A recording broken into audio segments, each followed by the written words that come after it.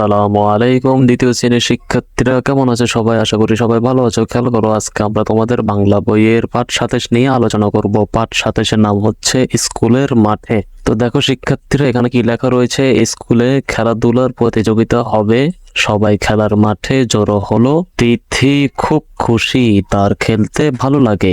শিক্ষক বললেন, চলো কিছু খেলার সাথে পরিচিত হই। তো শিক্ষার্থীরা, এখানে দেখো দুটি খেলার ছবি দেখা যাচ্ছে, দৌড় আর দড়িলাফ। তো শিক্ষার্থীরা দেখো, এখানে আমরা দেখতে পাচ্ছি কিছু শিক্ষার্থী দৌড় দিচ্ছে।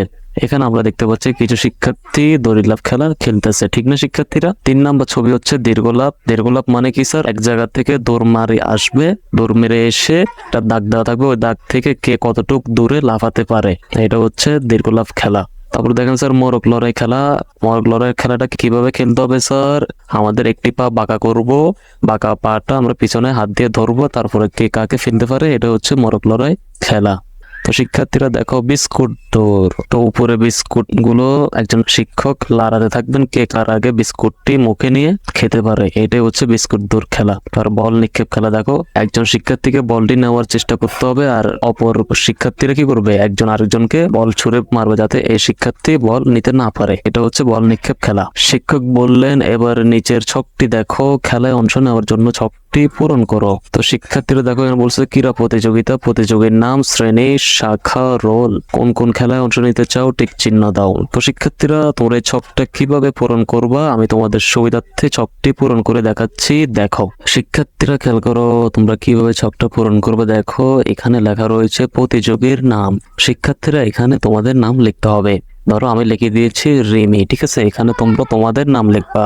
শ্রেণী, আমরা কোন শ্রেণীতে পড়ি শিক্ষার্থীরা? দ্বিতীয় শ্রেণীতে পড়ি, তাই আমরা দ্বিতীয় শ্রেণী লিখবো।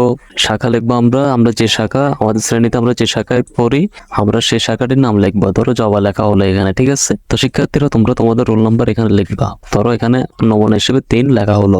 তারপর শিক্ষার্থীরা খেয়াল করো, বলছে কোন কোন খেলায় অংশ নিতে চাও। তো শিক্ষার্থীরা দেখো, এখানে বিভিন্ন খেলার নাম দেওয়া রয়েছে, দৌড়, দড়িলাফ, দীর্ঘলাফ, তারপরে মোরগ লড়াই, বিস্কুট দৌড়, বল নিক্ষেপ। আমরা যে যে খেলায় অংশ নিতে চাই, আমরা খেলার পাশে টিক চিহ্ন দিয়ে দিব, ঠিক আছে? এখানে বলছে টিক চিহ্ন দাও। তো শিক্ষার্থীরা, আমরা দৌড় খেলায় অংশ নিব, তাই আমরা এখানে টিক চিহ্ন দিচ্ছি।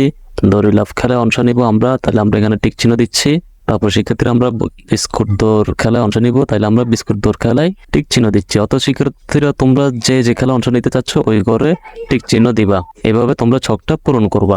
আশা করি শিক্ষার্থীরা, তোমরা ছকটা খুব সহজে পূরণ করতে পেরেছো।